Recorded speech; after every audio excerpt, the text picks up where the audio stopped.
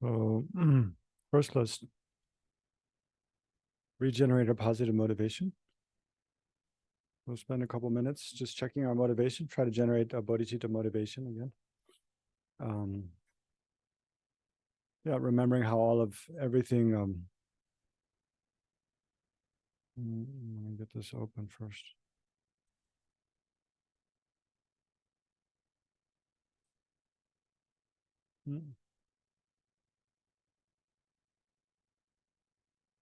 Yeah, so remember how everything, every experience of well-being and happiness in this life that we've ever had, all comes about in dependence upon all sentient beings, on countless other sentient beings.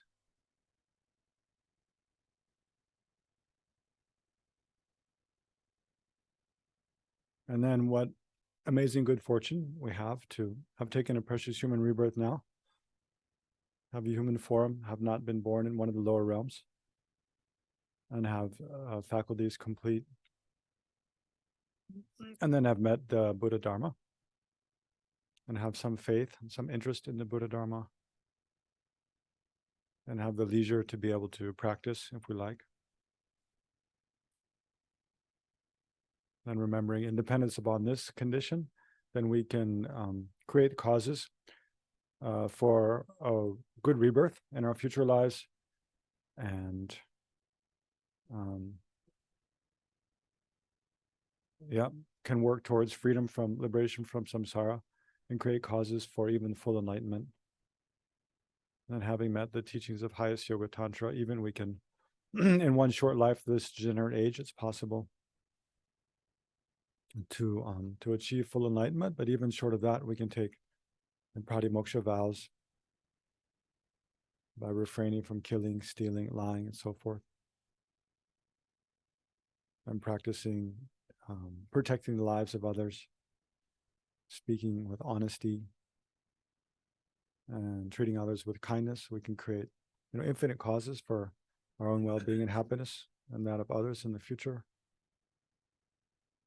And then taking the bodhisattva vows, we can create oceans of merit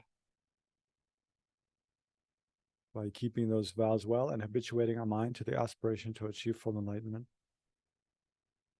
And then taking tantric vows, we can also create a strong connection with these teachings of the Buddha, which teach in a very subtle way about the subtle workings of the mind and the energy in the body, and how to transform from being an ordinary being into a fully enlightened being, which appear very rarely. Among the 1,000 Buddhas who will appear in this this eon, then only 3 of them said, 3 or 4, I don't remember exactly, will teach Tantra.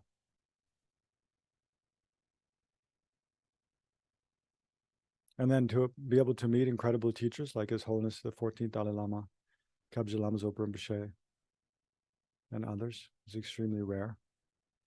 And recognizing this situation won't last long, because death will come. When death will come is not certain. So it's important we take stock of all the amazing good fortune that this opportunity affords to us, and try to make the best use of it right now, without delay, without wasting a moment.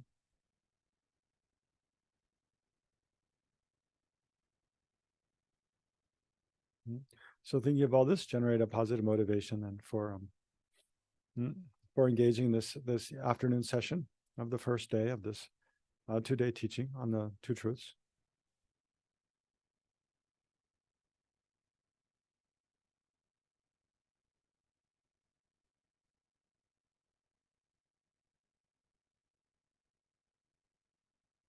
And we can offer a short mandala.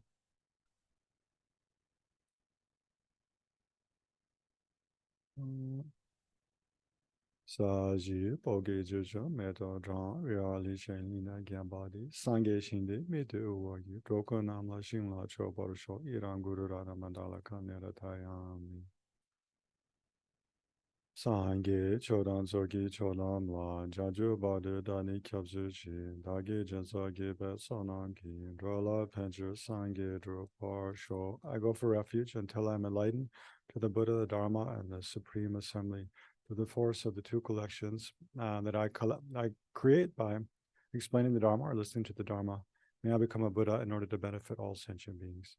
I go for refuge until I am enlightened to the Buddha, the Dharma, and the Supreme Assembly, the two collections that I create by giving and other perfections. May I become a Buddha, or by listening to the Dharma, or the teacher I say explaining the Dharma. May I become a Buddha in order to benefit all sentient beings.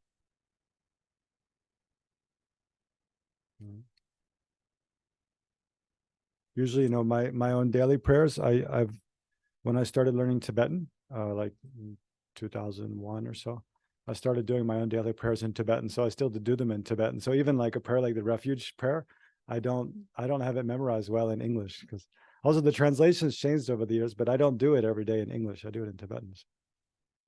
Yeah.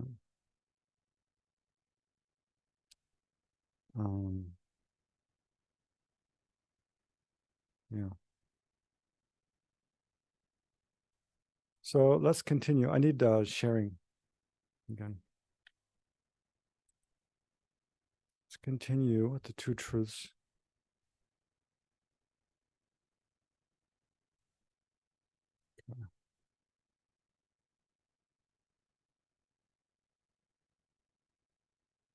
Well, maybe first I should ask, since we didn't have much time for questions at the end of last session.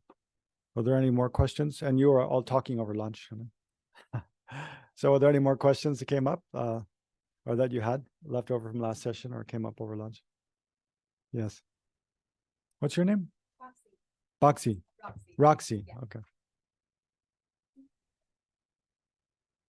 Hi. My question is about how pretty much no phenomenon is inherently negative, kind of, or Yeah. that might not be the right way to put it, but I'm thinking about war and how some people look at a war and think that it's good and justified. And of course, it's empty, but I have a hard time saying that war is not objectively negative because how much harm is created. Yeah. Can you talk about that a little bit? Yeah. It's a very important question to think about. Because an example like food being delicious or not delicious is much easier, right? Because it's not controversial. So that's why that's one I tend to use. But like just well, remember, like with the example of durian we're talking about, and durian's a good example because some people really like it and some people really don't. But remember when I said with durian, when we see it and we feel it's very delicious, that's projection of the mind. Whereas when we experience it and it's like, if it's ripe durian, then it's kind of soft and creamy. Like that's not just a projection of our mind. That actually is a quality of the durian, right? But still, that doesn't inherently exist, right? It's not inherently. I mean, it's like it's there's a bit of a difference. For it to inherently exist would mean even like the softness and creaminess, it exists kind of independently as, softness or creaminess.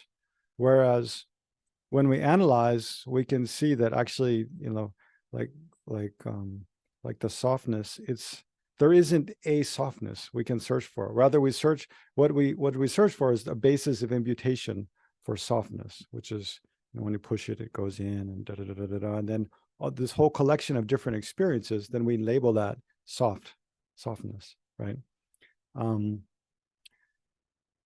So it's kind of similar with war. Think of the example of war. Then on the one way, there are perceptions of war, like some when it's going, say, like if one side is winning, then they might label, oh good, we're gonna gain a lot from this war, we're going to gain territory, or someone fighting the war, I'm going to gain like some kind of glory or awards, or people make money off war, people produce arms, they might think, great, war, like we're going to make a ton of money, And then there's other people, who are losing their homes, losing loved ones, suffering a lot, who are labeling bad. But both those are kind of opinions about the war, right? About a war. First of all, a war, in one way, war is easy to see that war itself doesn't inherently exist, because we label war, but what is it? It's a whole bunch of discrete events, one person shooting another, and one person, doing this, people doing all different kinds of things, which we put a label on that whole thing as war. So it's kind of like Ocean of Compassion Center. Like if you search for Ocean of Compassion Center, like what do you find? You find kind of a building with all these, this nice colored cloth around the walls, and then pictures. Before that, it was just, if it was a plain office building, it would be like, that's not a Buddhist center. If there was no decoration. But even that there was decoration of the building, but then the building is not really the center. But then you search for, well, there's a director and there's a board, but none of them, no one of those people alone is the center. Even that group of people, if they were just, I don't know, in a mall together having coffee, you wouldn't call that a Buddhist center, right? So then what is a center? You search for it, you can't find. So, but that's still not to your question directly. So in Buddhism, like the main criteria for asserting that something is good or bad is how it affects the experience of sentient beings, right? If it's a cause for sentient beings to have more pain of body and mind, suffering experience of body and mind, then it's considered bad, right? If it's a cause for sentient beings to have more pleasant experience, this is just very general, but pleasant experience of body and mind. And you have to, there's short-term and long-term, because as I'm thinking of that, like, well, you can drink a beer and that it feels good in the short term, but in the long term, it's going to dull your mind. And so it's considered bad, because short-term pleasure, but long-term suffering. So therefore bad. So, the best goods bring short-term pleasure and long-term pleasure, like meditation on compassion or like wisdom. But war, because war, it's like, well, mainly it's the act of killing. It's a lot of the act of killing by a whole group of people, right? So the act of killing, of course, is bad, right? Because it is the intention. It is destruction of a life, right? And no sentient being wants to lose their life, right? So killing is, whatever the motivation is done, it's a natural non-virtue. It's called Ranjigi Kanamatoba. A natural, actually, Kanamatoba it's like natural. It's like a natural negative action, because it is the destruction of a sentient being's life, and no sentient being wants to lose their life. No. Now, you could, but then the discussion becomes very long. you could look at the examples like suicide or euthanasia. Right? Those are the difficult examples of a case where a sentient being might actually want to lose their life. In some state of mind, like they might want to, and then, well, what is that, good or bad then? But still, just because, yeah. Anyway, without digressing into those kind of difficult questions, then killing is always considered bad, because in general, no sentient being wants to lose their life, and it's the destruction of a life, of a sentient being. So that it's almost like that almost always causes severe suffering. So therefore, yeah, war, because it's basically a lot of killing, and it's not out of wisdom or compassion or generally, it's mostly out of attachment or anger or fear. So mostly out of motivated by different afflictive emotions, at the root of which is generally self-centered, selfish, self-centered mind, at the root of which is ignorance. So therefore, you create very heavy negative karma. So it creates suffering in the moment of killing, and then also creates karma for those who engage in killing, directly or indirectly. Creates karma to experience being killed, right? So it's part of a circular kind of process. Yeah. So for that reason, it's bad, not because of, when you search for war, it's not like you can find one thing and point to and say war. It's a whole it's a whole kind of connection of related events.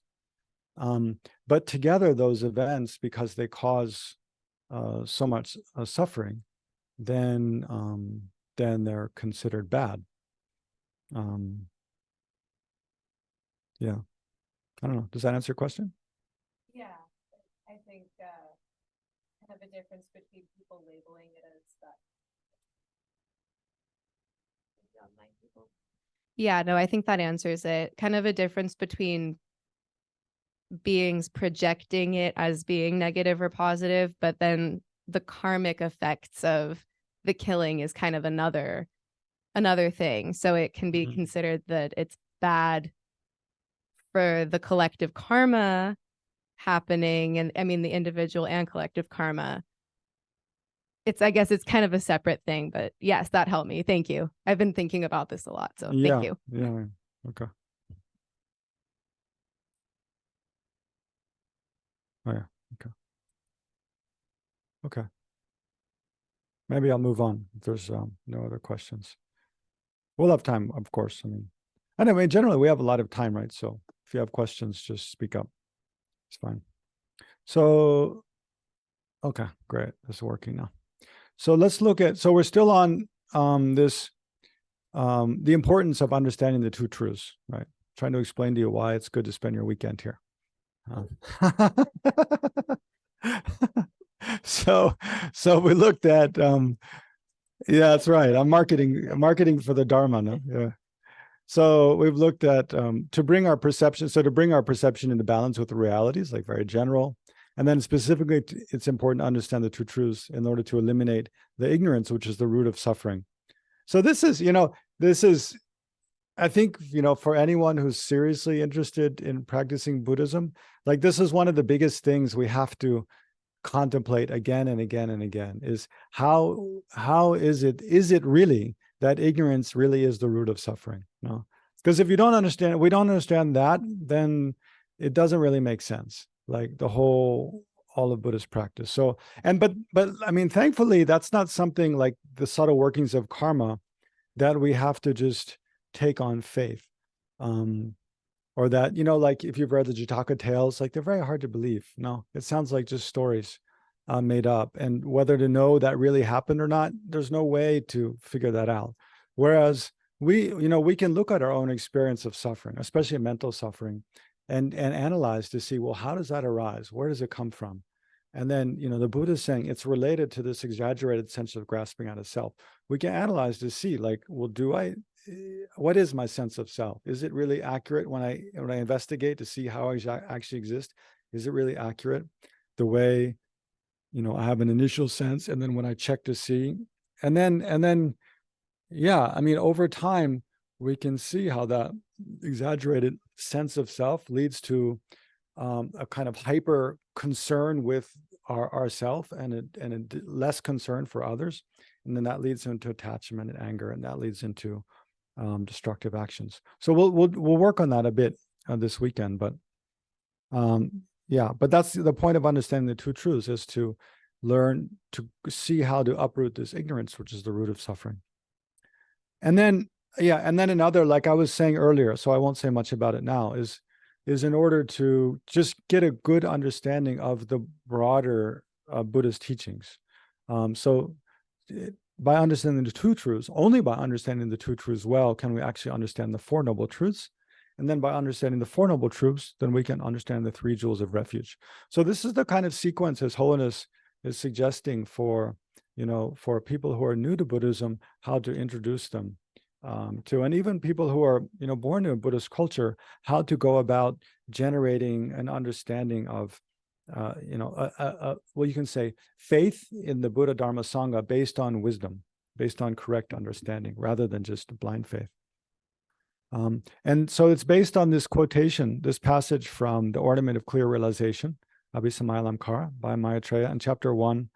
I didn't get the verse number, but it says and it's very, I mean, this is a typical verse or typical lines from the Abhisamayalamkara that they're super succinct and pithy, so much so that without an explanation, you will not understand what it's saying, right? So anyway, so it says the realizations and all the truths and the Buddha and so forth, the three jewels, right? It just says that. So that's typical of the ornament of clear realization. It lists things, and then for you to understand like what that list is and how they're connected to each other is up to the commentaries. But it's a synopsis. It's really like the ornament of clear realization. It's really kind of like, it's like a, what do you say, a mnemonic device?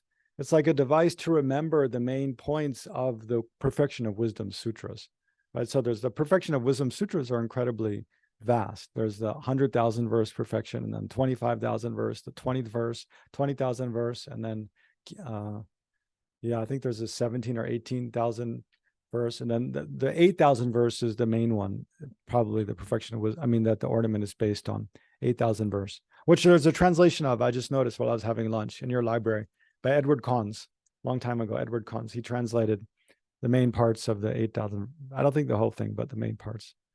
And then, yeah, so the perfection, the ornament is kind of like a synopsis of the main points of the Perfection of Wisdom Sutras. And it's meant to be memorized and then recited so that once you study it, you can remember the main things. But anyway, here in this lines, when it says the realizations, is talking about actually it means the two truths, conventional and ultimate truth. So there are the realizations, and all the truths means the four truths. Right, so it means the two truths and the four truths, and then the Buddha and so forth means the Buddha, and then the Dharma and the Sangha, the three jewels. So it just lists like that. But His Holiness gives this as the scriptural citation for this logic of understanding the Buddha, Dharma, Sangha by understanding how they taught and realize and then teach to others, and practice, realize, and then teach to others the Four Noble Truths, and how we understand the Four Noble Truths based on the two truths. So the short way though, to especially understand this connection between the two truths and the four truths is that essentially it's because, we don't understand the true truths because our minds are obscured with relation to understanding conventional truth and ultimate truth. It's because of that, then we grasp at a self, then we give rise to afflictive emotions, we create karma, and then we experience suffering results of karma. So that's why we're in the truth of suffering and the truth of the causes of suffering.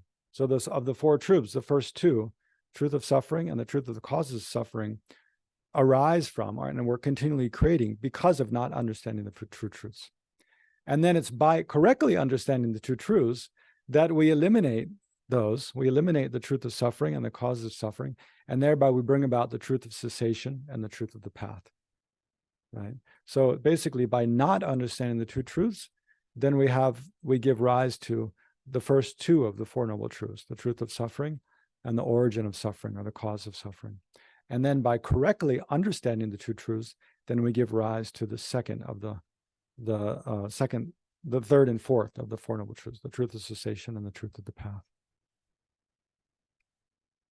And then by understanding correctly the Four Noble Truths, again, then we can establish, and this is how Dharmakirti in his, what is it? Samadidun. In his seven treatises on pramana. This is how he establishes that the Buddha is a valid being, that the Buddha is a valid teacher, because the Buddha, from within his own experience, correctly teaches the Four Noble Truths.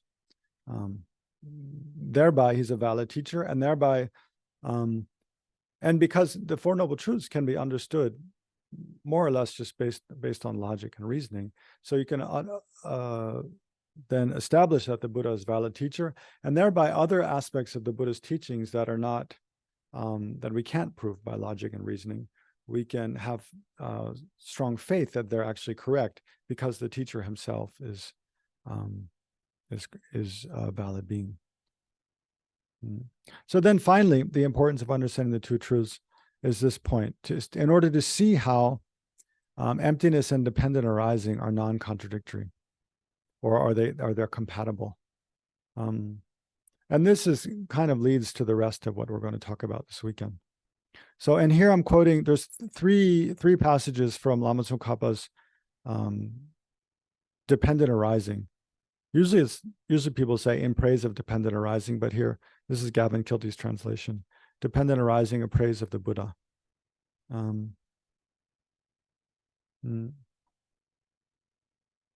Yeah, just recently someone was asking me, well, because many, except for the consequentialist middle way school. So remember these four Buddhist tenet schools: the Great Exposition School, the Sutra School, the Mind Only School, and the Middle Way School. And then within the Middle Way School, there's two: the Autonomous Middle Way School and the Consequentialist Middle Way School. So it's only the Consequentialist Middle Way School that say, any object, when you search for that object, you cannot find it, right? All you find is the basis of imputation. And then even if you search for any one basis of imputation, also you can't find that. You find that object's basis of imputation, and on and on and on down without end.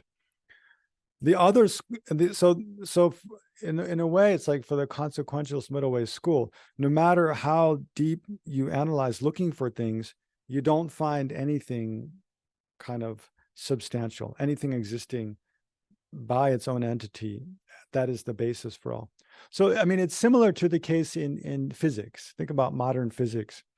Since the time of Newton and before down to now, it's like physicists are always looking for a fundamental building blocks to the material world, right? And they go to a smaller and smaller scale.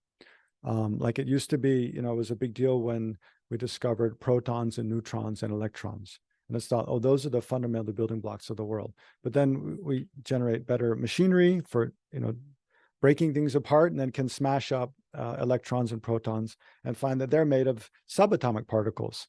And then there's theories about, well, what are the most fundamental subatomic particles? But it's like the bigger colliders, the Hadron Collider, and then what's the one in CERN in Switzerland, I believe.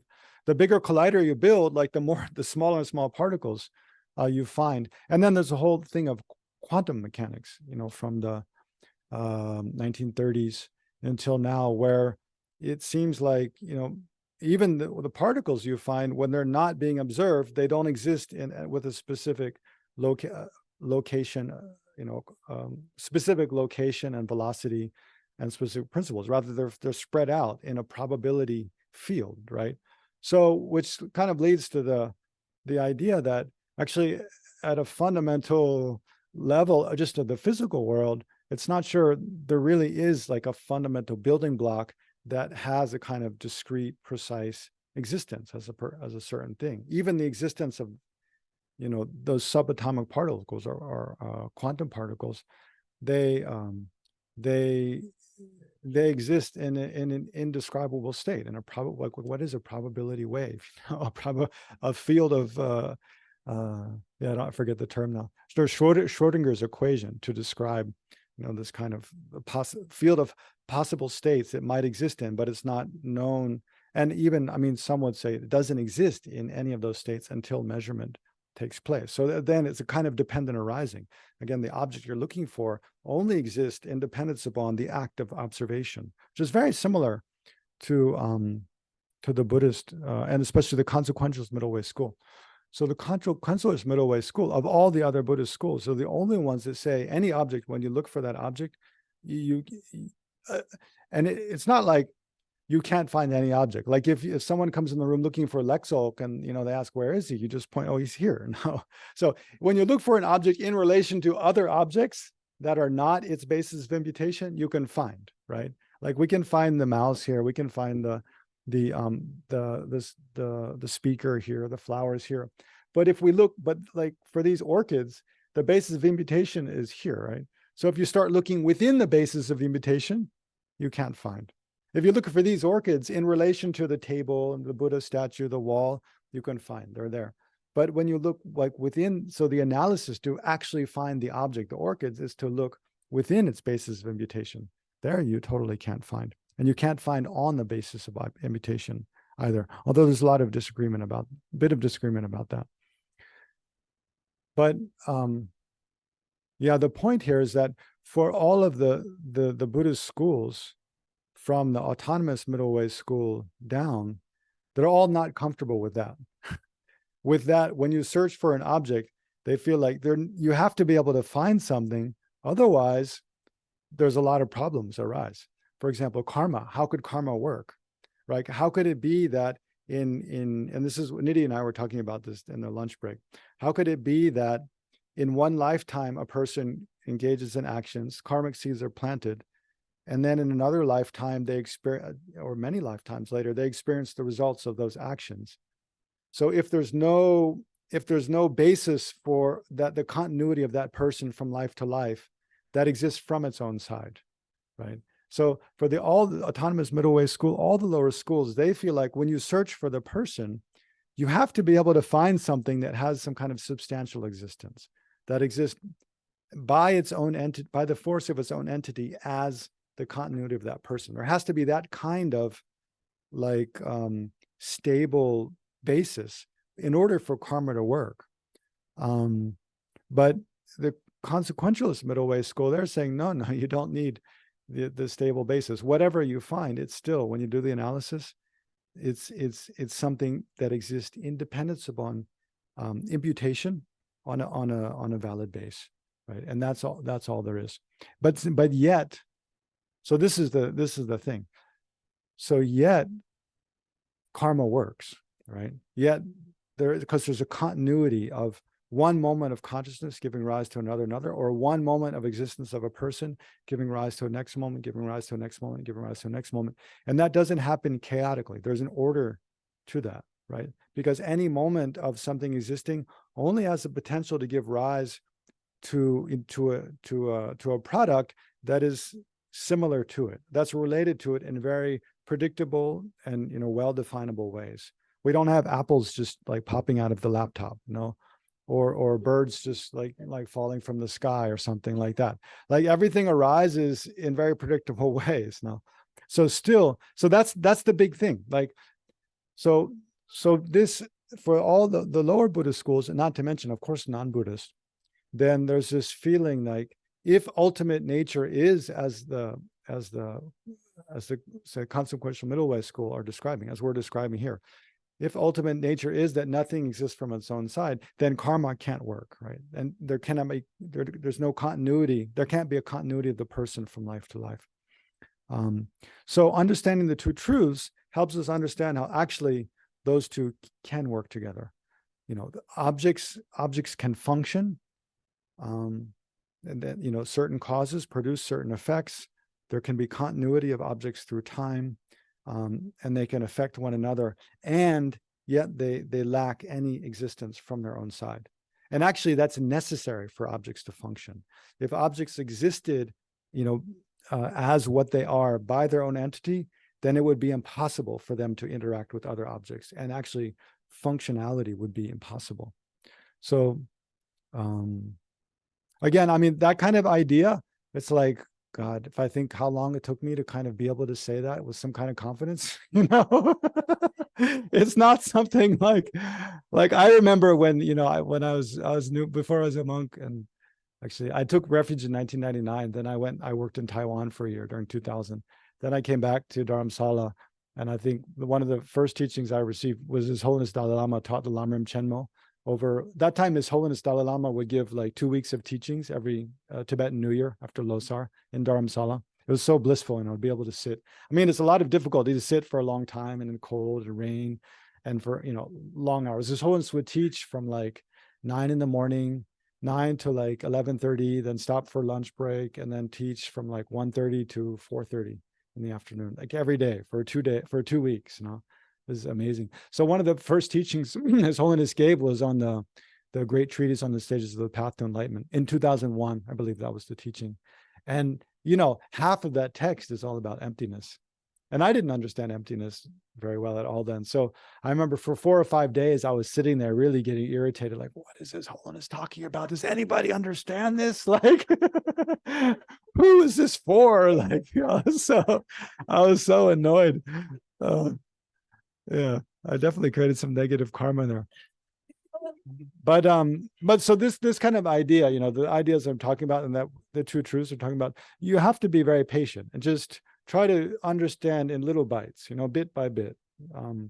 But the real way to like the entry way into the kind of city of emptiness is dependent arising, right? So really, the more we can reflect how things exist independence upon other things, independence upon parts, independence upon our perception of them, then we gradually get, it breaks down our idea that things just exist just as they appear to me, full stop. So that's what a big importance of understanding the two truths is, to see how, there's this emptiness and dependent arising are compatible. They work together. So we'll just look at these few quotations from Tsongkhapa's in praise of dependent arising. He says, nothing is not dependently arising. Nothing is not. So Tibetans like to use double negatives. Nothing is not dependently arising means everything is a dependent arising. Nothing, therefore, is not empty of self-nature. Means, therefore, everything is empty of self-nature.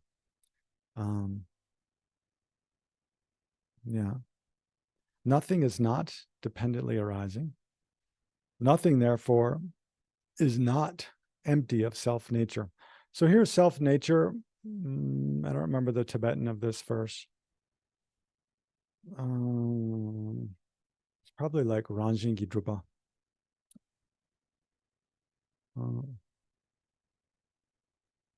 But maybe here I'll just give an example to kind of try to give you a little taste of what he's talking about. Like to understand the statement, like everything is empty of self-nature, then we have to try to imagine like what it would mean for a thing to have self-nature. And it's kind of what I've been mentioning quite a lot, is it would mean like, maybe a good example is the tea bag here. Let's take the tea bag. So you can see like Nidhi put the tea bag in hot water a few minutes ago. And now it's changed. Like before it was dry and all the little leaves and herbs and stuff inside have expanded now. And then the water has become flavored, right? The hot water, which is just plain hot water, now it's become kind of flavored. So imagine like, and I don't want to drip it on my computer. So imagine like if this tea bag had self-nature, just imagine that. Like when it was dry and in the package, right? If the tea bag, when it was dry and in the package, if it had self-nature, then that would mean like it being as it is, dry, and the leaves all being like a certain size and a weight, that they would all be like that, not in dependence upon anything else. Because as soon as something is produced by something that's not it, then what that thing is not, it's something is not as it is by its own power, but by the power of other things. Here it's very helpful to know this term, other powered. It's a very big deal in Buddhist philosophy. And again, it's like one of those things, you study the Lam Rim, but you'll never really see that term. It'll never be unpacked. Other powered. You really learn about that term when you study the mind-only school. But anyway, it's not that difficult. Other powered means like that something exists through the power of something other than itself. So even the tea bag, when it's dry, like we already know, this tea bag, does it exist by its own power? No, all the leaves inside came from some plants, right?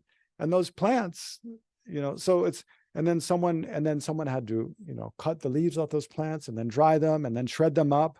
So the people who, did all that drying and shredding, the people who grew, and then the whole chain of causes and effect back to the Big Bang and beyond, which led to those kind of plants growing on planet Earth, that's all part of the tea bag, right? So the tea bag came into existence on countless other things, all the rain that fell, the kind of soil that they grew in, the bees that pollinated them, and on and on and on. It's infinite. Like the story of how this tea bag came into existence includes the whole universe, right? And it doesn't have any end, right? But that's not how it appears to us. When we see the tea bag, it's like the whole universe doesn't appear to our mind. All we see is like a yogi tea bag, you know? That was a yogi, right? Yeah. So, but first of all, so if the tea bag had self nature, that's what we're getting at. If this tea bag like had self nature, it would mean that its existence could not depend upon all those other things that are other than it.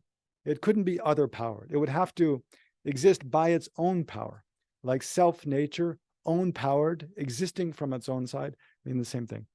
But not only that, not only it couldn't exist independence upon other things, it would have to exist just by its own power, but also it wouldn't have the ability to interact with other things. So it wouldn't have the ability to flavor the water. Because as soon as, well, in order for this tea bag to interact with the water, like it has to change. Like the water has to permeate the leaves, right? And so those leaves have to change from being a certain size to being a different size, from being dry to being wet. And that means then the tea bag, it's changed from being just a dry tea bag to being a wet tea bag. So this is a little difficult. So if the tea bag, so we have to keep jumping back to self nature. If the tea bag had self nature, it would mean that not only like it is what it is only by, causes and conditions that are restricted to itself, not through the force of anything else, but also, and thereby its nature would be such that whatever it is at any given moment is fully explainable by itself alone. You don't need to refer to anything else to explain like how it is in that moment, which would mean that because as soon as the tea bag interacts with the water, then the tea bag changes. It's different than it was before it was put in the water. So if it had self nature, then that it's like, well, in reality, the tea bag is not different. You can't explain that change, that difference, without reference to something else. To explain how the tea bag changed, you have to point to the water and describe how the water affected the tea bag. So that means then in the next moment, the way the tea bag is, it's not due to its self nature. It's due to something other than it, right? So that's why if it had self nature, it would be impossible for it to interact with something else, right? I don't know. Does that make sense? Yeah. Okay. Good. So that's why actually for things to function, to interact with other things, requires that it's not, they don't have any self nature. Meaning they don't exist by their own power at all. Like, because we tend to think, well, maybe most of them, they can't exist. Like generally, the tea bag being dry or wet or whatever, like that's not own powered, but like maybe the flavor of the leaves, maybe that's exists by its own power. But even the flavor, you try to find the flavor, you can't describe the flavor of the leaves without reference to a tongue and conscious experience, because the flavor only comes about in dependence upon experience. Like where is the flavor of the tea? Is it just there? You smell it and it smells like one thing. I don't know what it is, that one. It smells like one thing. The yogi tea is all kind of mixed now. And this is it's just good advice on the tea bag. It doesn't just tell me what it is. But the smell, even you smell it, that's an interaction between my nose and the thing. It's not like that exists just on the tea itself. The tea leaves itself. Actually, it's not tea, it's like herbal something.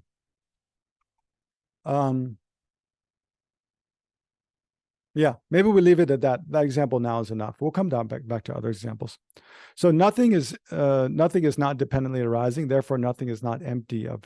Because in short, because everything is dependently arising. Everything exists through interaction with other things other than itself. You can say it like that. Therefore, everything is empty of existing as an isolated entity in and of its own right. Then the next verse, the absence of self-nature anywhere, this arising because of that, both presentations are true. And what need to say that both come together without contradiction. Yeah, so perfect. So the absence of self-nature, nothing, like the flowers don't exist from their own side, the laptop doesn't exist from some, the I don't exist from the, so, you know, the ocean of compassion center, it doesn't exist. You know, it doesn't have its own, if it's from its own nature. You know, another aspect of, if like ocean of compassion center had its own nature, then when you search for it, you should be able to find something. It should become more and more precise. Like when you zoom in, it should be more and more clear. What is the ocean of compassion center? But actually it's the opposite. When you zoom in and you search for precisely what is it, you know, if you go all around looking for, you know, all around Campbell, then all around, you know, this parking, this lot, and then all around this building, you try to find, you won't find anything you can point to and say, this is ocean of compassion center. And yet, does that mean it doesn't exist? No, it exists, but it's not findable under analysis. Yes. Mm-hmm. Sorry, if we applied this to human being, this whole conversation about personalities, someone's personality, like as if it's a self nature, then doesn't make sense, right? No, you're kind of conflating self-nature and like personality. So here, no, a personality just means kind of like, you know, the characteristics of a, well, of a person. Yeah, well, ordinarily, whatever personality means, they're kind of patient or kind of impatient or introvert, extrovert, yeah, hyper, very dull, whatever. So those things are all fine. They're ways of describing a person, but that doesn't mean that they have a self-nature, right? Because here, self-nature it's a very technical term, right? So kind of don't apply your ordinary associations of nature and self and just put those together, because that'll give you the complete wrong idea, right? Here, what self-nature means is, and it's quite uncommon. I mean, this is Gavin Kilty's, remember, you have to think about the translator. This is Gavin Kilty's kind of terminology. It's not that commonly used term, but it's synonymous. Here, it's synonymous with other terms you might be more familiar with: existing from its own side, inherently existent, truly existent, you can say. So here, self-nature means just the thing exists independently, without connection to anything else, right? It has this kind of its own essence or power. So our personality can change. You know, if our personality had a self-nature, as it's saying here, then our personality wouldn't be able to change, because that would be how we are, and that's just how we are. Like, we're born that way, all our life will be that way, we're going to die that way. And many people feel like that. That's right. Yeah, but that's because of ignorance. That's the type of ignorance, to grasp at what we are as we are and just think, well, I'm just like that, I can't change. Actually, a lot of people use that as an excuse to not really try to change. No, they just say, that's the way I am, you know. But that's a kind of ignorance, just grasping and think, well, I'm just like this. So, and then usually people that have that attitude, they're not really interested in thinking more deeply, because it's inconvenient, right? And it can lead to fear. I mean, that's a big factor of, you know, understanding emptiness, is that it leads to a lot of fear, because one's sense of grounding is kind of pulled out, it's shredded up. Yeah. Yeah. And that's not like, that doesn't, if we feel that way, that doesn't mean we're a bad person. It's completely ordinary. That's why all the lower Buddhist tenet schools, they're not comfortable with the consequentialist middle school's way of describing ultimate truth, right? And that's why actually to really get a good understanding of the true truths, it's good to study from the lower schools, you know, even the non-Buddhist schools, and then from the lower schools, how do they argue against that? And then on up, because you see how they start off, you know, basically from the Great Exposition School to the Sutra School to the Mind-Only School, and then the Middle Way School. It's a progression in less and less sense of being anchored in something, right? It's more and more sense of groundlessness, you know, until the final one is very much like space. That's what we say. Meditating on emptiness is very much like, it's like learning to float in space and just be comfortable with that. No, but yet but yet you don't fall into the wrong view that nothing exists, that I don't exist, because the experience is there. You are meditating. You're existing. No, and you're a dependent arising. Even that's why. I mean, this is why the true truth is so helpful, because even the ultimate truth, it exists independence upon conventional truth. If there's no conventional truth, there is no ultimate truth. They exist on like in the Heart Sutra, where it says form is emptiness, emptiness is form. Form is not other than emptiness, emptiness is not other than form. That's talking about the two truths. There, really, form is just a placeholder for conventional truth. Emptiness, of course, is ultimate truth. So it means like form, like, you know, I mean, another aspect of well, we'll stick with, I have a tendency to jump around the different examples, but it can make it a bit more confusing. So let's just stick with ocean of compassion. Like ocean of compassion center, like I was saying, if it had a self nature, or if it existed from its own side, if it had its own kind of entity, like a self-sufficient entity to it, then when you zoom in, you should be able to find it, right? But rather, it's not. When you zoom in, you just find a lot of different things that none of them is the ocean of compassion center, but together they all are a valid base on which to label ocean of compassion center.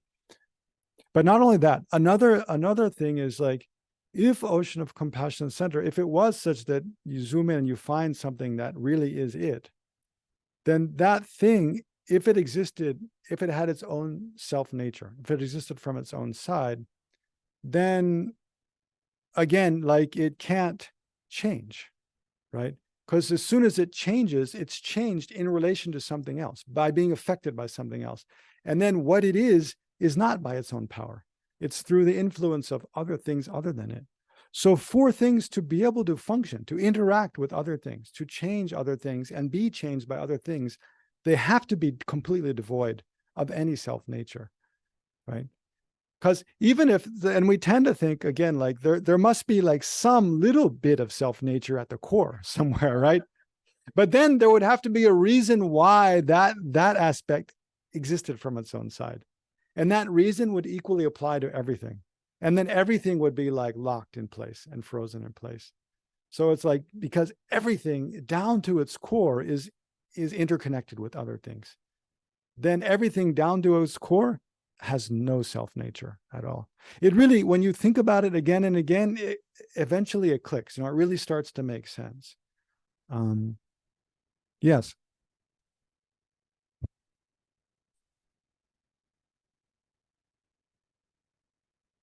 So the consequentialists are essentially boiling down their whole.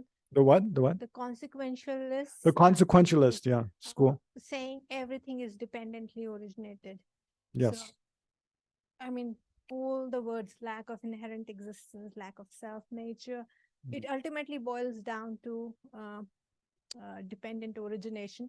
And that's what yes, they are positing, as per my understanding. Mhm. And even consciousness is dependently originated. Yes. And they're not refuting a conventional existence. Yes. So that perfect. that boils down to my understanding of Yes. it. That's Then I wonder very why good. so much argument in the different schools. Yeah, because there's mainly it's because there's a sense, I mean, you can see, like in your own experience, there's a sense that we want it to be that when we look for the, like the core of what we are, that we find something. No. Essentially, the other schools, they feel like if you say when any, because remember the uncommon, this always helps to understand the, the uncommon view of the consequentialist middle way school. You always have to think about this phrase. So, which is what I've been kind of translating that in short form as, when you search for any object under analysis, you cannot find it. Basically, that's what they're saying. All the other schools, they don't accept that. They feel like when you search for, any object, there has to be something findable from the side of the object. Things can't just be, because otherwise they would say, like, what's the difference between, accurate perception, like of the Ocean of Compassion Center, and just a hallucination, right? Just a or a dream or hallucination. Say I had I don't know, Ocean of Compassion Center. I don't think people hallucinate about very much. So that doesn't work very well. But if you have a hallucination about, like, you just see, like, I don't know, like a flower in the sky, you can hallucinate a flower versus a real flower. Like they would say, if the lower schools, their problem with the consequentialist presentation is that they would say, if there is no flowerness from the side of the object, then how do you discriminate between an illusory flower and a real flower, right? Because they're saying, according to you, consequentialists, they both are just projections of the mind, right? So the illusory one and the real one. So how do you distinguish between the two? The consequentialist school, of course, do you know how they answer? They'll answer, well, the illusory flower, it's a projection of the mind upon a basis that's not valid.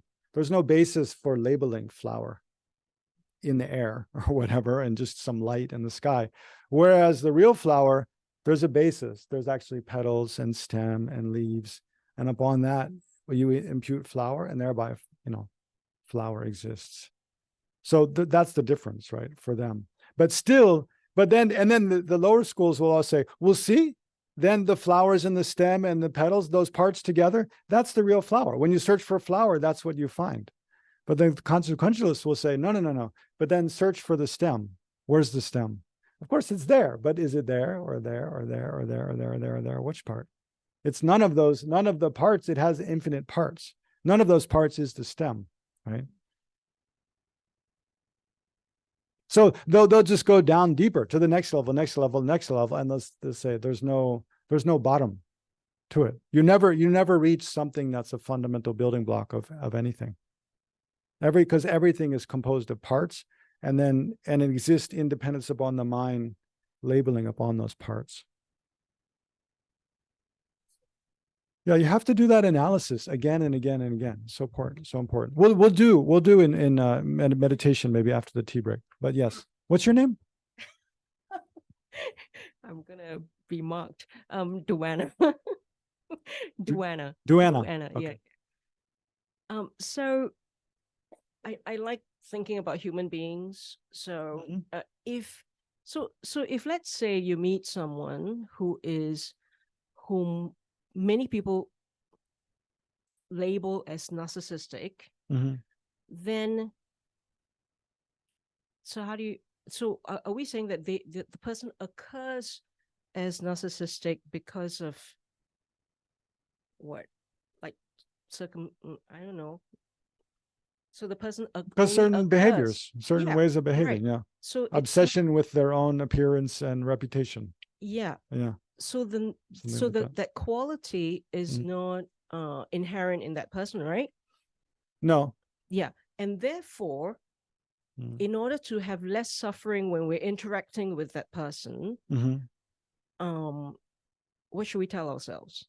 That well, that that they're narcissistic because they're I don't know, because of confusion in their mind, because their mind has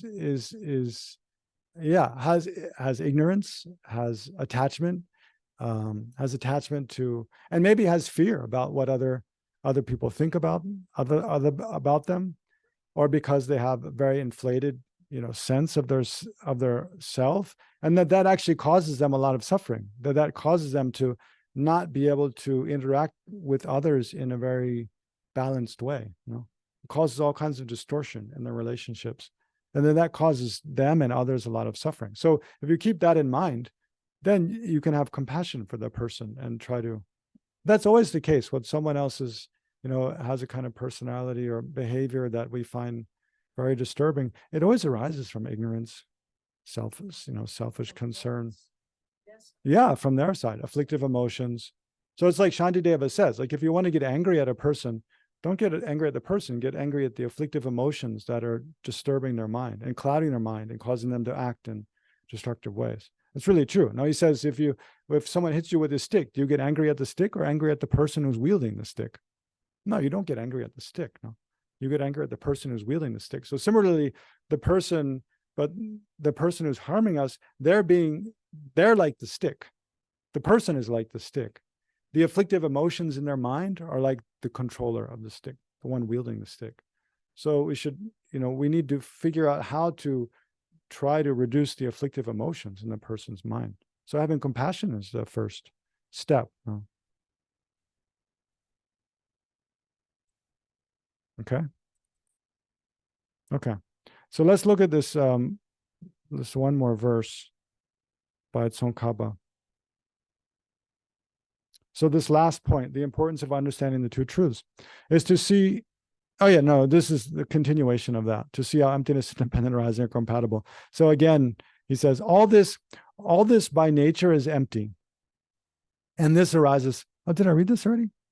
No. All this by nature is empty. And this arises from that. So he's saying, like, in this world, like, everything is empty of existing from its own side. And yet one thing arises from another in an orderly way. Like this flower, it's completely empty. The earth, the sun, the earth from which it grew, the sunlight, or I don't know, maybe it's a growing lamp. I don't know, the light in depends on which it grew.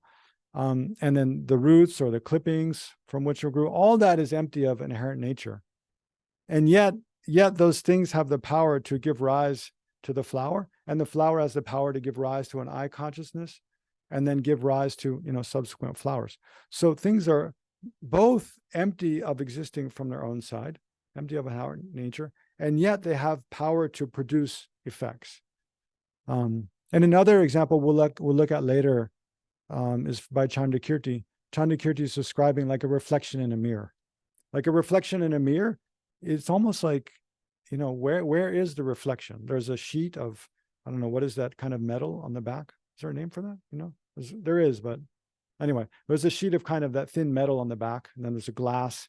And then when an object appears in front of it, there's a reflection. So the reflection is kind of, I don't know, it's not on the metal in a way. It's not on the object. It's through the interaction of these two, the light and the object and this reflective surface. And then a reflection arises. But the reflection appears like it is the object, that it's a reflection of, although it's not, right? So it appears in a way that it doesn't exist.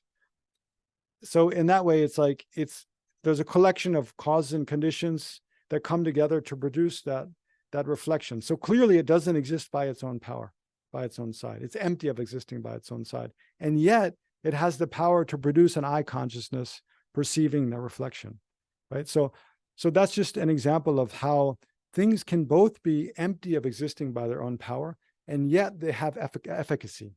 They have the power to affect other things and produce results. And that's kind of like the miracle of dependent arising and emptiness. And that's that's what the uncommon kind of description of the consequentialist middle way school. Because all the other lower schools are saying, for things, especially the Great Exposition and the Sutra school, they're saying that for things to have efficacy as causes, to have the power to produce effects, they have to have some substantial existence as being what they are. Like for this flower to be able to have the power to produce flowers, there has to be some essential flowerness by virtue of which its ability, it's able to produce a seed of a flower and subsequent flowers, right? But middle way school is saying, no, there's no essential flowerness. You search for it, show me, what is it? You cannot find anything like that. Or, I mean, again, if we come back to the ocean of compassion center, you search for the center. What is ocean of compassion center? All you find is a bunch of disparate parts, none of which are the center. And yet, ocean of compassion center exists, and it has a power to be influential in the world, to produce effects, to influence other things. So that's what Tsongkhapa is saying here. All this by nature is empty, and yet this arises from that. So one thing arises from another thing. Such realizations do not hinder, as the lower schools would say, such realizations do not hinder, but as the consequentialists say, they mutually complement each other, right? So this idea that things are empty, and yet one thing arises from another. They don't hinder, those are not opposed. They mutually complement each other. And I mean, another way they complement each other is because and there's a lot of discussion about this, because many people want to grasp at ultimate nature as being existing by its own power. Ultimate truth, I should say, ultimate truth, things being empty of inherent existence, that most fundamental nature of all things, that exists on its own. That's a special thing. And many of the schools, there's that tendency to find, it's this tendency to look for a most fundamental building block for everything and say, well, that's the thing that doesn't depend upon anything else. It has a special kind of, efficacy from its own side. It doesn't depend on anything else. That's what like theistic religions will say about God. God, everything else depends upon God, but God doesn't depend on anything. God just is, by its own power. So there's this kind of tendency to search for something like that, because it gives us a sense of being anchored. There is like some kind of fundamental anchor to things. Or I often think, the Consequentialist middle way school is kind of like when I was growing up, a neighbor of ours had he had an ocean going boat, a bayliner. Like he used to go out deep sea fishing, I guess. So a few times I went out with this friend and his father, and we'd go out, offshore so that you can't see the shore anymore. It's a different feeling when you go out on a boat. As long as you can see the shore, you feel kind of safe. Like if something happens, like someone will be able to find me. But once you go out far enough, you can't see the shoreline anymore. You can't see any land. It's a very different feeling. Like you really feel adrift, Like if something happens to the boat and it sinks, like, I don't know if anyone's coming or not, And so I remember when I was a kid, then we go out, further out in the ocean, you can't see the shore anymore. And then to be like, let's go swimming. And I'd be like, okay. But it's a very ungrounded feeling, like to jump off the boat. Then you jump in the water, but you're like, at first you just want to keep one hand on the boat, Because there's a feeling like if I'm there all alone, even just a few meters away from the boat, like, I don't know if I'll be able to get back, maybe I'll just be stuck here. So I always think the Consequentialist middle way school, their view of things is kind of like that. Like you have to but to enjoy swimming in that experience, you just have to overcome that fear of not being connected, not being tied to something else. You just have to learn to be like, realize, no, it's okay just to be here, just surrounded by ocean water with nothing touching me and nothing to hold on to. Like it works. It's okay. So the Consequentialist middle way, it's kind of like that. You have to learn to be like, it's okay that when you search for any object, it disintegrates. And all you find are other things upon which the mind imputes that object. And then when you search for those things, again, they disintegrate before your eyes. It's like you zoom in and in and in and in. And you have to be, it's a very unanchored feeling. And I think that's why the lower schools, they're all not comfortable with it. But it totally makes sense when you think about how things can be dependent arising. It requires, there's no one particle of inherent existence. Okay, so Tsongkhapa, back to Tsongkhapa. He's saying all this by nature is empty, and this arises from that. Such realizations do not hinder, but mutually complement. What is more wonderful, more astonishing than that? Praising you this way is praise indeed. All other praise is lesser. Yeah, so this is a very famous line because this prayer is all about, actually this prayer, this prayer that Tsongkhapa wrote at the day he realized emptiness, right? In his life story. It's like he'd been, he was, I think 40 or 41. So, up till then he'd been studying and practicing and purifying, accumulating merit, reading vast amount of text, meditating again and again and again. And then finally he generated this, unshakable conceptual realization of emptiness.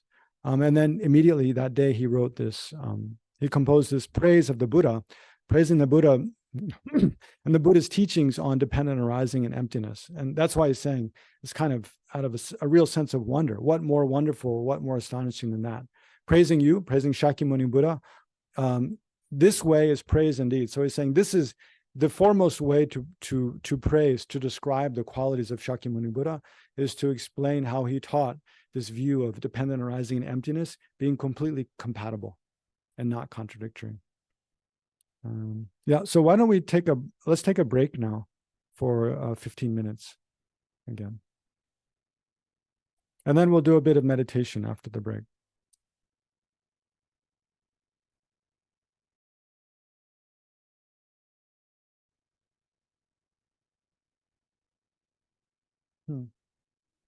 Well, let's meditate a bit. We've been talking so much about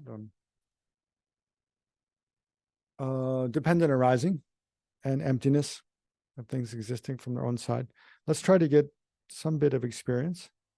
So we'll do this analysis of the person. First, just trying to look at how we ordinarily appear to ourselves when we, in some moments, when we suddenly become aware of ourselves, we have a strong sense of ourself existing. For example, well, the classic one is when we're falsely accused of doing something wrong. Someone accuses us of stealing something or making some mistake or lying, especially it's a falsely accused, and we feel defensive. Then there's a strong sense of self arises. But generally, that sense of a self existing from its own side, it's associated with any afflictive emotion, right? So also when we become angry, there's a strong sense of self, and it goes with kind of self-righteousness. And then when we're jealous, there's a kind of craving for what someone else has, and then having resentment that they have and we don't have. Or when we feel arrogant, we feel better than other people. There's also associated with a stronger sense of self than normal. Usually when we're just relaxed and happy and everything's going well, and we feel very grateful, for example, then the sense of self is less. So you can think of, you can think of different situations when there's that sense of self, and it's important to do because it slightly varies in different situations. But a classic one is when someone falsely accuses us of doing something. And then one I haven't heard other teachers describe so much, but I thought of recently, and to me it seems helpful, is like when we become very self-conscious, like when we step onto a stage, like to give a talk to people, or we walk into a party and we're late and everyone looks at us or something, and you feel like, oh no, then also a strong sense of self arises. So there's many different situations. But anyway, the meditation that goes, we first just try to, without being complex, without analyzing, just try to remember some of these experiences when there's a strong sense of self. And so try to relive that experience so that kind of grasping at itself arises. And with the corner of a mind, just observe that. How does it seem, how does that person seem to exist, right? Especially, does it seem to just exist by its own power from its own side, or does it seem to be a dependent arising in different ways? And it's important, that first step is really important, to try to get a clear sense of how we ordinarily perceive the self, right? And then the rest of the meditation we analyze to see, well, if it exists as it appears in that way, then when we look for it, it should be findable. Just like when we look for the ocean of compassion center, if it exists as it ordinarily appears, then when we look for it, we should be able to precisely find. Then we'll search through the body, and then we'll search through all the mind, and then we'll consider a third possibility, that it's something other than unrelated to the body and mind. Okay, so that's kind of the structure of the meditation. So get comfortable in the way you're seated in this meditation posture, and just kind of clear your mind for a couple minutes first. By watching your breath, or observing your mind, or focusing your mind on something else, something neutral. Try to generate some mental focus by focusing on an object of placement meditation.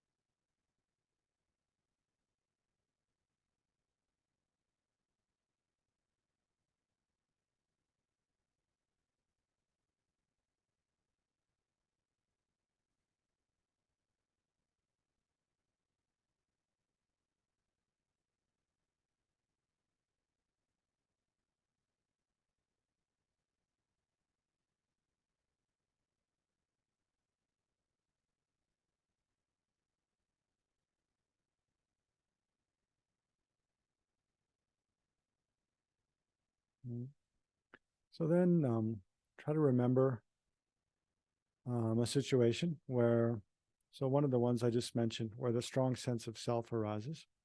So like where someone's falsely accuses you of doing something wrong, or you feel very self-conscious for some reason, or any of the other circumstances I just mentioned.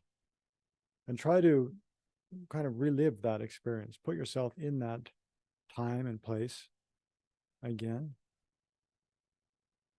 And then with a corner of the mind, observe how, the sense of self becomes stronger. And there might be kind of a physical sense of like a tightness in the chest, kind of clutching in the chest, at the eye, or a sense of defensiveness or maybe fear. But in any case, observe how the self, oneself as a person, seems to exist. How does it appear to your mind in that moment? So take a couple of minutes and try to, again, relive that kind of experience. And you might, try with one or two or three different situations and try to see the commonality of the way oneself appears to exist between them.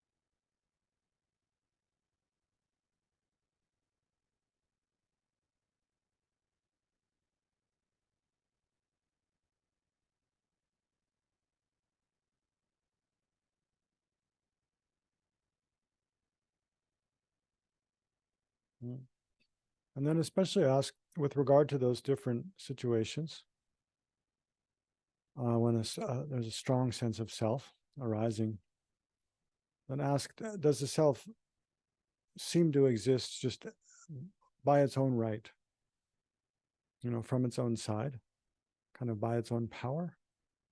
Or does it seem to be something that arises through the force of other things, that's deeply interconnected with other things?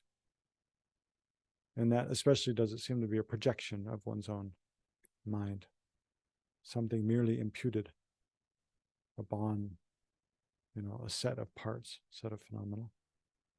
Or rather, does it seem to exist by its own entity, from its own side? So without analyzing too much, just kind of simply ask those questions. See how it appears to exist.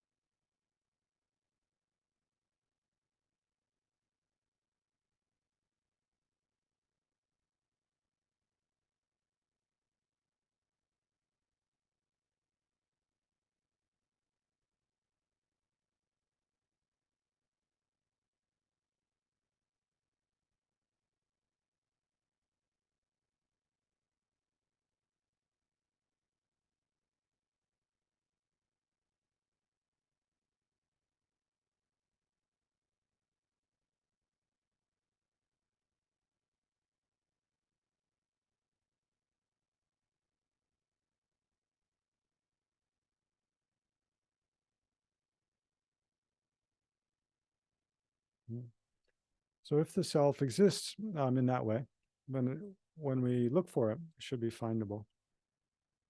And it should be findable either within the collection of our body and mind, our aggregates, or separate from those. There's only those two possibilities. Because everything that exists in the world either exists as, part of our body and mind, or separate from those, something different from those.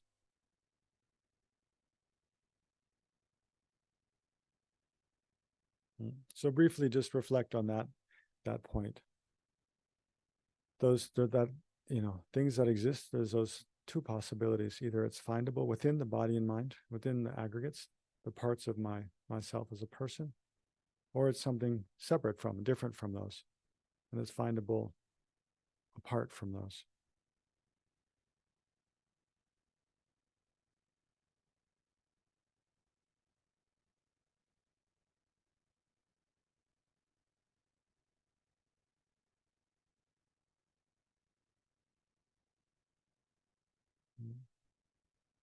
So then first we look for the self that seems to appear in that first step. So that first step, when you imagine someone falsely accusing you, or in a situation where you're suddenly very self-conscious and so forth, you have to come back to that step again and again to remember and get a sense of what you're looking for again. Because as you do the searching, it's easy to lose a sense of what we're looking for. So it's important to again and again just come back to that first step for a few moments, regenerate that feeling of the way the self ordinarily appears, and then continue searching for it. So first we look through the parts of the body. So check this eye that seems to clearly, vividly appear when someone falsely accuses us. Does it exist within any parts of the body, of one's own body? So in whatever way you like, you search through all the parts of the body, the brain, the head, and the face, the neck or the chest, maybe the very center of the chest. So look, and this is the physical aspect of the body, right? Look through the heart, the lungs, the blood, the joints, the bones. So take a couple minutes.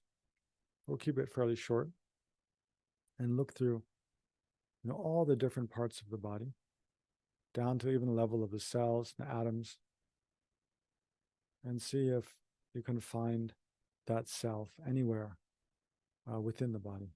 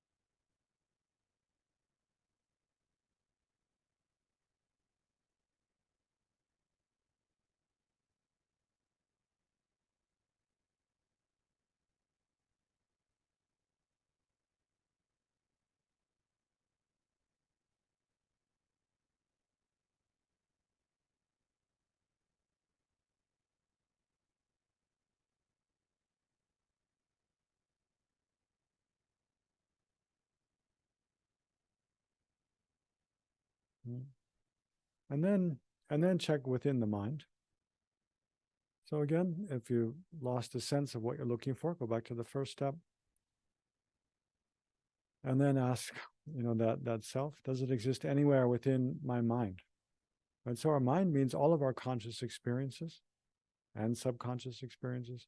So, our experiences of things we see, hear, smell, taste, or touch, or the sense consciousness, which all are very unlikely, to be able to posit as a self. And then all our experiences of our mental consciousness, in the present moment, and imagining about the future, remembering events of the past, and identification of things, discrimination, judgments, opinions, feelings. So look at those very, as precisely as you can, one by one, and especially looking for, are there any of my, or even the stream of consciousness, are there any of my mental experiences that when I look closely, I can identify as that very self that innately seems to exist when I'm falsely accused or suddenly become very self-conscious or defensive, something. So in that way, similarly, search through all the different aspects, all the parts of one's mental experience, looking for that self.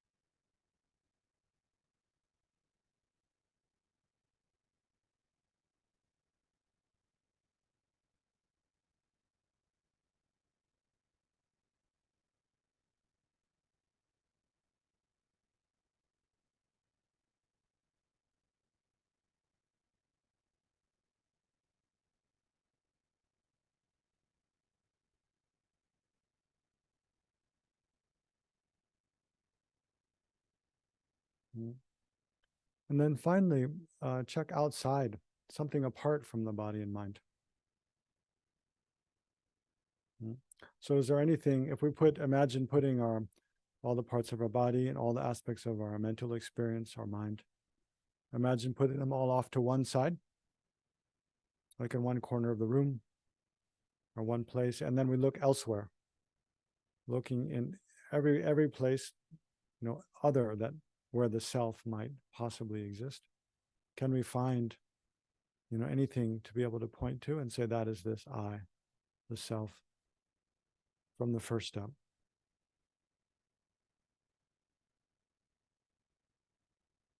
Can we zoom in on anything else and find a self in any other place apart from the body and mind?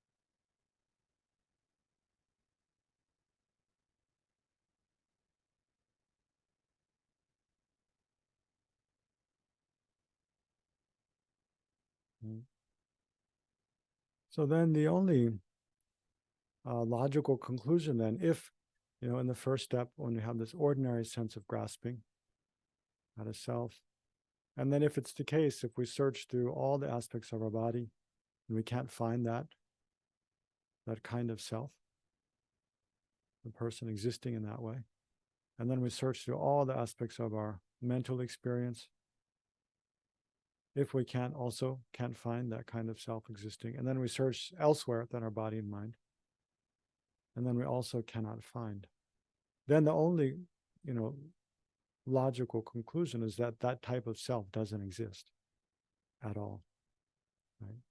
So if that's the way your meditation went, then try to just kind of abide in an experience of that.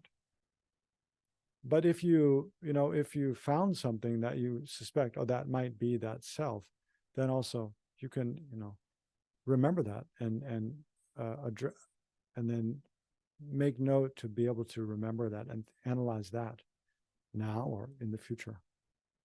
Right?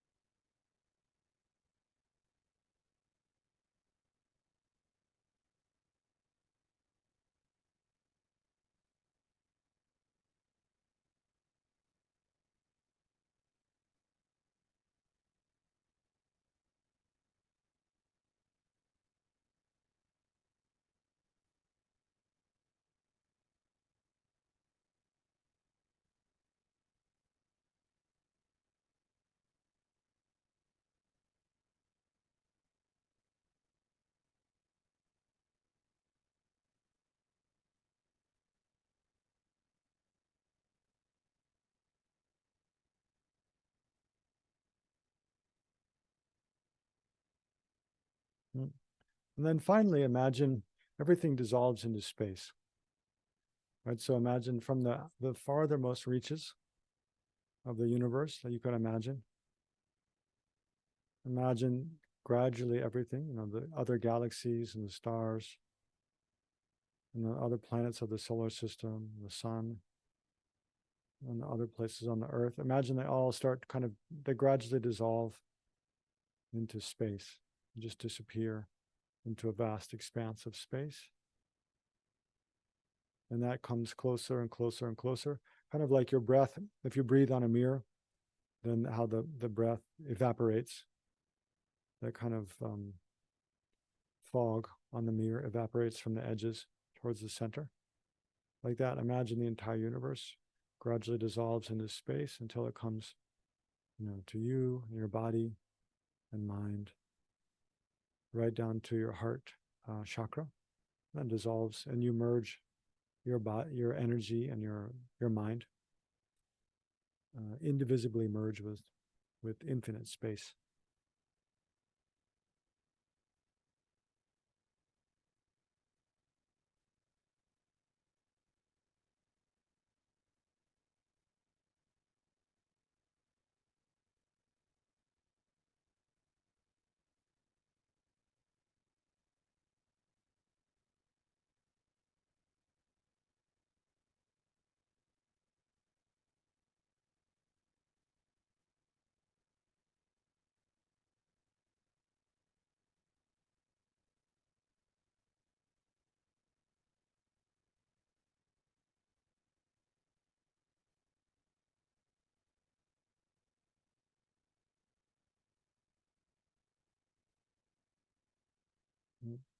And then finally, imagine this awareness of infinite space, not grasping at any self whatsoever, just awareness completely merged with space. So imagine this takes the form of a white Vajra standing upright at your heart upon this white moon disk of compassion.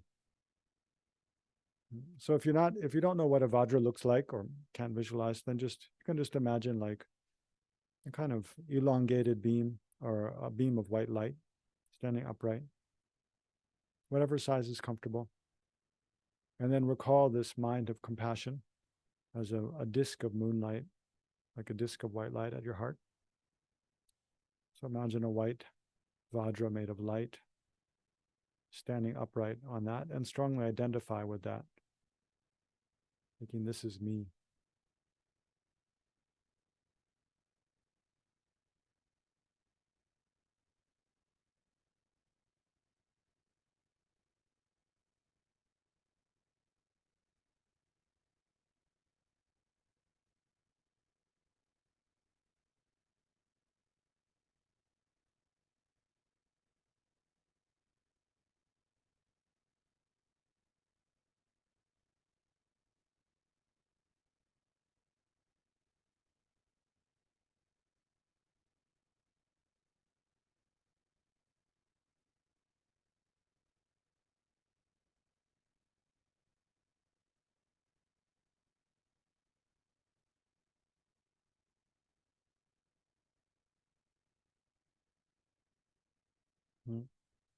Okay, and then relax your attention there.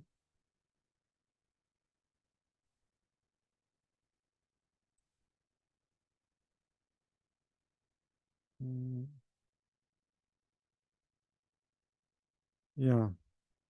So first of all, are there any, how did that meditation, how did that go? Could you, in the first step, could you clearly identify a sort of stronger than normal sense of grasping at a self? Yeah. Is that pretty clear? Yeah, good.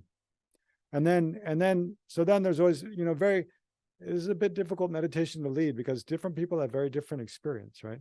So when you search through your body, was there anything you felt like, oh, that is the I? Is there anything in the body? The body's less likely than the mind. No, usually people get hung up on aspects of the mind being self.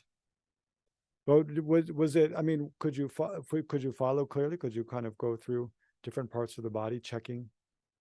Because part of the trick of that meditation is remember what you're looking for, like I was saying.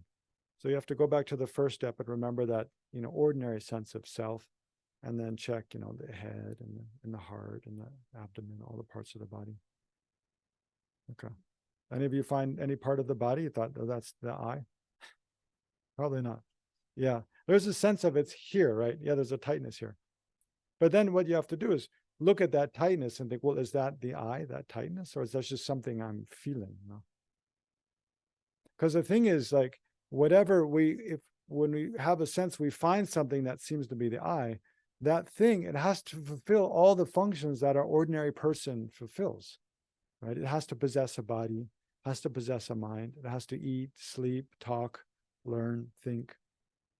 Because whatever is that I, that that is us, and that we feel like that really is the essential I, the self, that has to actually be a person, right? Be us, the person, right? But no part of the body is us, the person. It's all just parts of us as a person, right? And then when you search through the different aspects of the mind, could you find anything in the mind, like memories or thoughts about the future, or opinions or ideas that seem to be that I that seems to clearly appear on the first step? Yes? What did you find, Bae? No, it's okay. So this kind of meditation, you have to be honest with your own experience. You don't have to tell the whole room what your experience is, but at least for yourself, you do have to be, because if we see like, oh yeah, that is the I. Like, I mean, in my own development, yeah, there's at different points in my life, I feel like, oh yeah, that is the real I. And that's what I was saying. In the end, at the end, you have to remember and then analyze that one deeper and check, well, is that really the I or not? So I don't know. Yes. Yeah. Helen?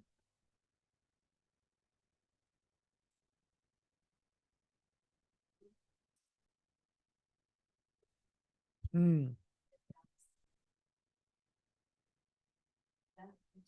Suddenly I feel so sad. Oh, sad. Oh, really? Just like nothing, no more. Everything I see for my entire life just disappeared. That's Yeah. sadness. Just when you mention you get on the boat, then you couldn't see the shore. Then you feel this,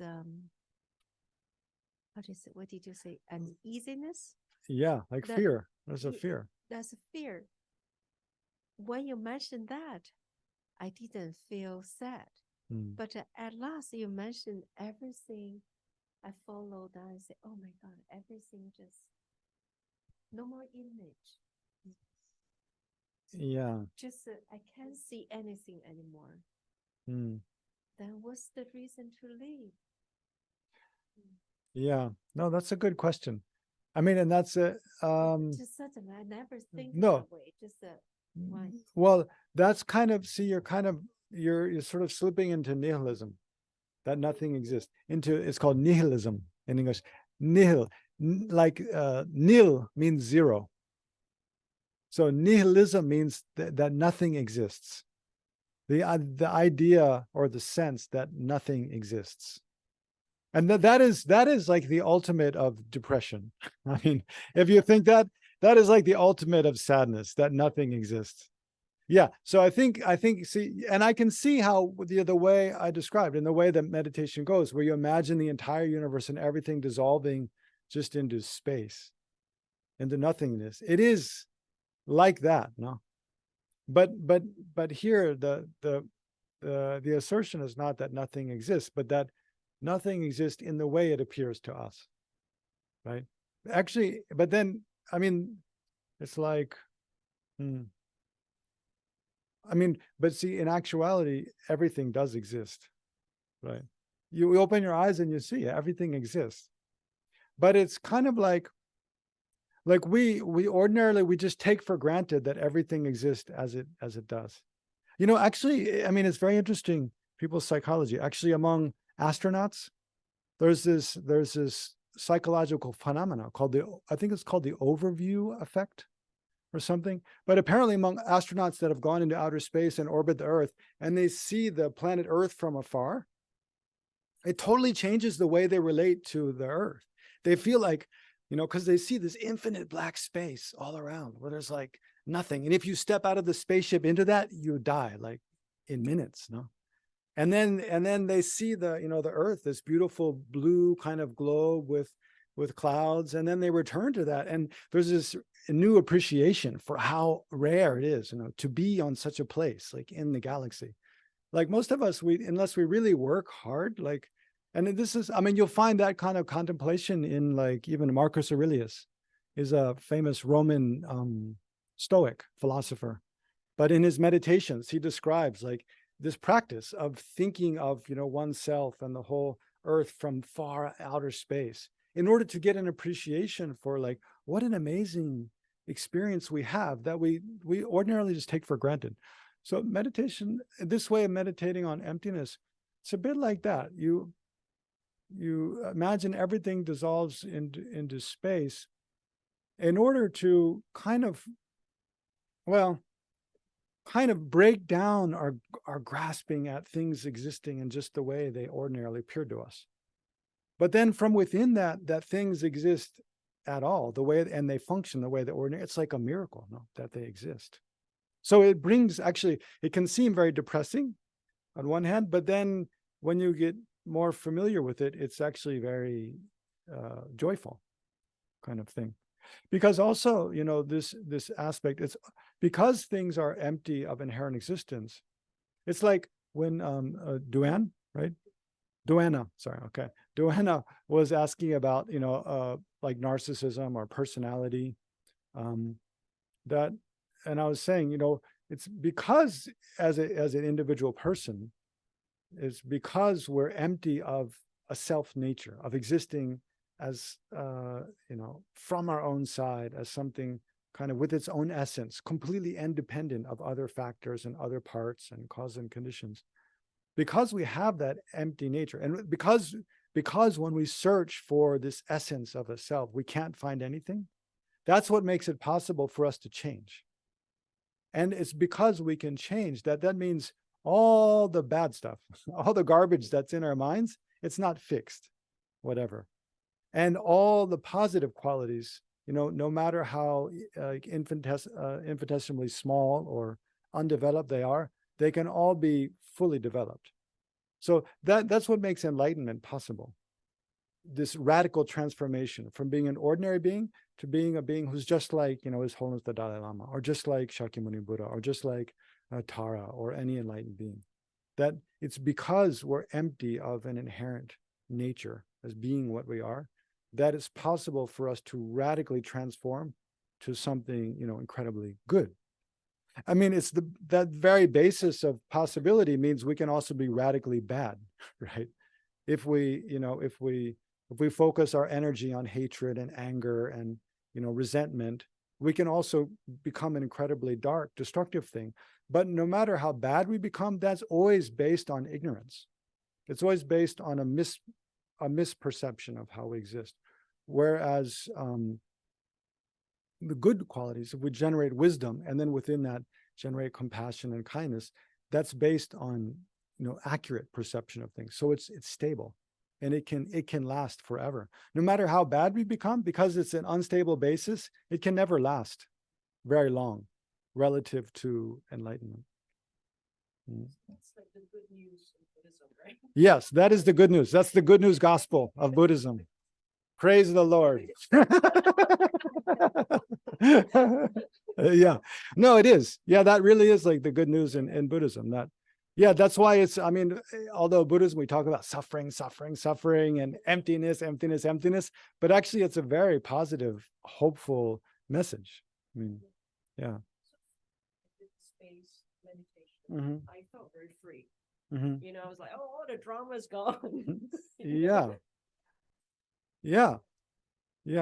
I also felt like, because I think about some quite unpleasant circumstances when I'm really grasping at a self and feel craving and then afraid and and then just to think, that self, you look for it. It's not in the body, it's not in the mind, it's not outside the body and mind, it's just empty. Then that wisdom mind, it really brings some kind of peace to the mind. Like, oh, all that drama, it's just based on just illusions, illusory ideas. Yeah. But in the moment, that's the thing about afflictive emotions. They cloud our ability to think clearly. So in the moment, we can't see that. In the moment, the mind just becomes like a victim of habit, a victim of habituations from the past. We can't see. So that's why it's so important to make space to meditate, in a place where we can, in a time and space where we can just sit quietly, relax, and be objective and deliberate and look at things clearly. And then bring that kind of wisdom into more and more every aspect of our daily life. Yeah. So I always see it. Mm-hmm. That's, I guess, if I look at that when I bring up the situation that The first step. the first step, and even though I can use my logical analysis to know that I can't find it, Mm-hmm. but there's always this kind of feelings of and also, even though I know that they're feelings and they always change, but the feelings are very familiar. And it's almost like if I bring up the same situation and then I look, then it's almost consistently feeling the same. Mm-hmm. So I guess it's that familiarity of seeing that I. Mm-hmm. And there's always also like a sense of wanting to protect that as well. Mm-hmm. Yeah. Which I guess for me, it's like, okay, I can bring in the analysis, but whether to really to kind of merge that analysis with that feelings of really from the deep sense that it's not really there, then I'm not sure if I could really feel that. Yeah, and that's a place where it takes time. It takes time to do that because the analysis, it's a very rational, like intellectual kind of mind, whereas this sense of I, and it depends. I mean, it's almost like the more intensely emotional an experience is, the more kind of innately strong that sense of I is. It's something completely different. It's not in that sense of I is not intellectual. It's not rational. It's very instinctive, right? To feel. So yeah, I mean, it is that we can do the analysis and look for that kind of sense of I, but it doesn't easily just make it go away. And making go away is not the point. The point is more like to well, understand, do we actually exist in the way we appear in that moment? It's not that we should stop feeling that way when we think of that situation. You know, that takes much longer. That's a whole different thing. But I do think, like, I know also in my experience, probably that's one of the things I felt for the longest time, felt like, well, if there's anything that's always there, it is the sense of I. So is that the I? Just that sense of an I? You know, that sense of self that arises in situations. So I'm not sure if that's similar to what your kind of experience is, but that is one of the, one of the strongest candidates to be like in the first step when we look for that, have that strong sense of grasping an I and look for, does that really exist? But it does seem like it's almost in every situation we can imagine, in every moment, there is a sense of self. So maybe that sense of self itself is the self, right? That does seem kind of like the core. But then we have to analyze, kind of come back to sort of the more ordinary way of thinking. But that sense of self, does it, have two arms and two legs? Does it speak? Does it learn? Does it, drink tea and go to sleep and, drive around? Whatever the I is, it has to perform all of the functions that the ordinary I performs. But that sense of self, though, it's just an idea we can see. It's just kind of a feeling, a set of feelings and ideas related to I, but it's not the actual I. Yeah. So that's what I was saying. And if there is something that you kind of get hung up on and feel like, oh, that is the I, then it just means you have to remember that and then think about it in different ways, analyze it in different ways to see how it exists. But I'm not sure. Does that really answer your I don't know. Were you asking a question, or you're more like just making observation?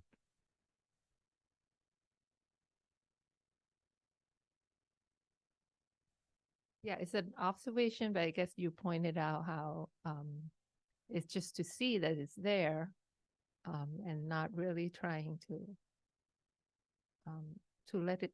Well, I guess that's the question. Is really to try to let it dissolve. Yeah. You mean like in the last step when we try to let it dissolve? Right. Yeah, that's just kind of a practice to see that it doesn't have to be there. To imagine like it dissolving, everything dissolving. I mean, it's kind of yeah, that's said to be a practice, because when we actually do realize emptiness, it's said that the experience is like that, is space-like, like your mind merges with space. So it's supposed to be kind of a way of kind of leading to that kind of actual experience when you actually realize emptiness, just to imagine. It's still contrived. Yeah, very much. Effort. It's very much contrived. Yeah.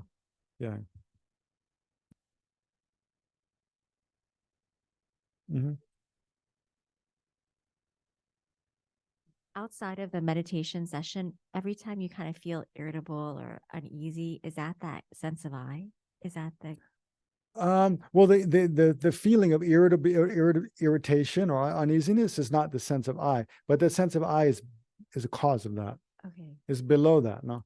So those are moments, if you can, in the moment or shortly after, if you can try to do this kind of meditation to see where is the I? Where is the I that's feeling irritable?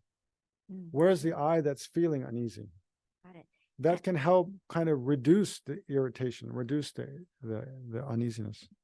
And then because I'm just looking at the goal and the ends, eventually will this ever get there? Like if we keep on meditating like more and more, do you think that will get easier and easier, or?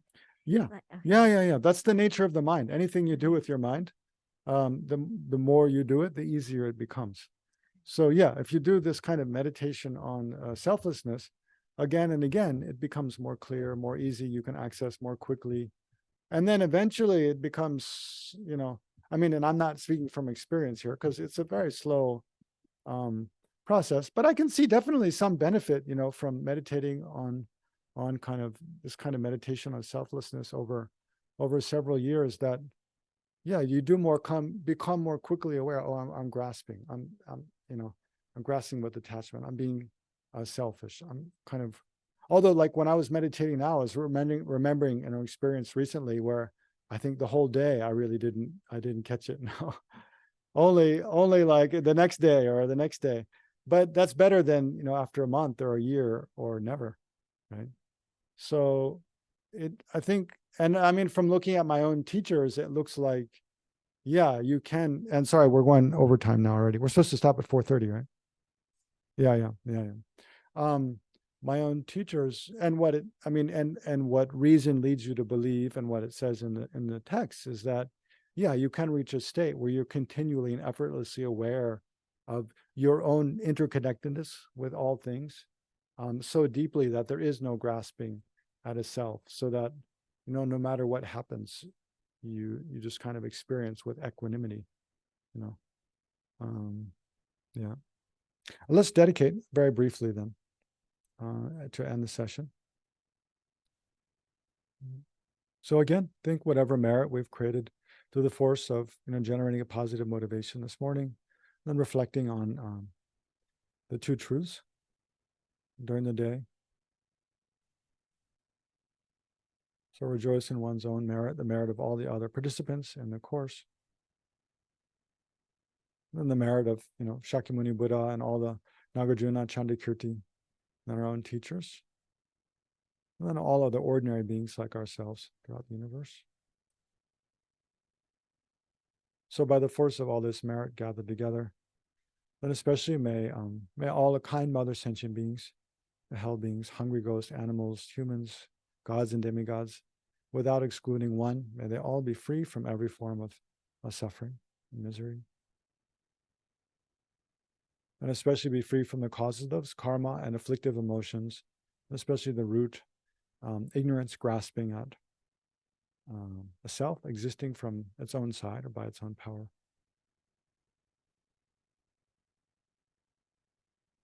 And then may we and all other sentient beings be imbued with wisdom, realizing dependent arising in emptiness.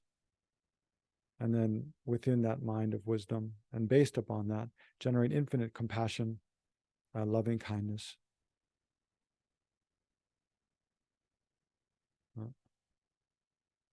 And all other positive qualities up to full enlightenment.